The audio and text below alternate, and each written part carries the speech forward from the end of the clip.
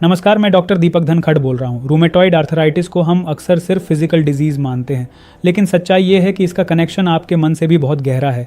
कई मरीज खुद बताते हैं, जब मैं ज़्यादा स्ट्रेस में होता हूँ तो दर्द बढ़ जाता है।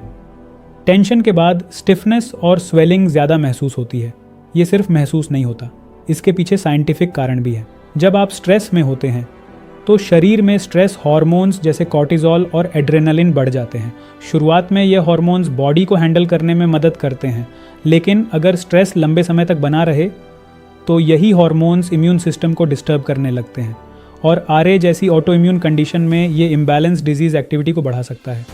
अब इसे आसान भाषा में समझिए। आपका मन और शरीर एक दूसरे से जुड़े हुए हैं। अगर मन में लगातार तनाव है तो शरीर भी उस तनाव को महसूस करता है और इन्फ्लेमेशन बढ़ सकता है। अब एक और इम्पॉर्टेंट पॉइंट, स्ट्रेस का असर सिर्फ इम्यून सिस्टम तक सीमित नहीं रहता, ये आपकी नींद को भी खराब करता है। और जब नींद पूरी नहीं होती तो पेन टॉलरेंस कम हो जाता है, यानी वही दर्द आपको ज़्यादा महसूस होने लगता है।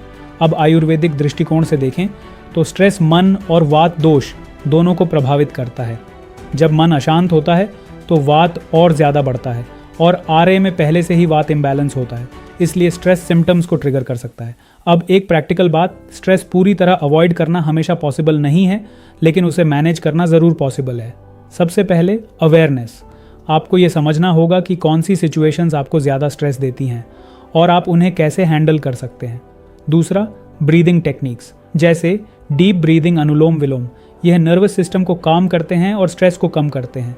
तीसरा, मेडिटेशन, यह मन को स्थिर करता है और लॉन्ग टर्म में स्ट्रेस टॉलरेंस बढ़ाता है। चौथा, फिजिकल एक्टिविटी, हल्की एक्सरसाइज या वॉकिंग स्ट्रेस हार्मोन्स को कम करने में मदद करती है। अब एक बहुत इंपॉर्टेंट बात, कई मरीज अपनी बीमारी को लेकर ही स्ट्रेस में आ जाते हैं। मैं ठीक हो पाऊंगा या नहीं, आगे क्या होगा, ये चिंता खुद एक ट्रिगर बन जाती है। इसलिए आपको अपनी कंडीशन को समझकर, एक्सेप्ट करके पॉजिटिव अप्रोच के साथ आगे बढ़ना होगा। अब ओवरऑल अगर समझें तो आरए का ट्रीटमेंट सिर्फ शरीर का नहीं बल्कि मन का भी है। अगर आप मेंटल बैलेंस बनाए रखते हैं तो डिजीज़ को कंट्रोल करना आसान हो जाता है, और अगर स्ट्रेस अनकंट्रोल्ड है तो बेस्ट ट्रीटमेंट भी लिमिटेड इफेक्ट दे सकता है। इसलिए माइंड केयर, बॉडी केयर दोनों साथ में ज़रूरी हैं। अब अगले भाग में हम बात करेंगे आरए में सुबह स्टिफनेस सबसे ज़्यादा क्यों होती है और इसे कम कैसे किया जा सकता है, क्योंकि यह एक ऐसा सिम्टम है जो लगभग हर पेशेंट को परेशान करता है। धन्यवाद। The award for most profound Ayurveda practitioner in Delhi goes to Dr. Deepak Dhankar. Ayurvedic kidney specialist Dr. Deepak Dhankar, ladies and gentlemen, is the founder and director of Dhanvantri Ayurveda.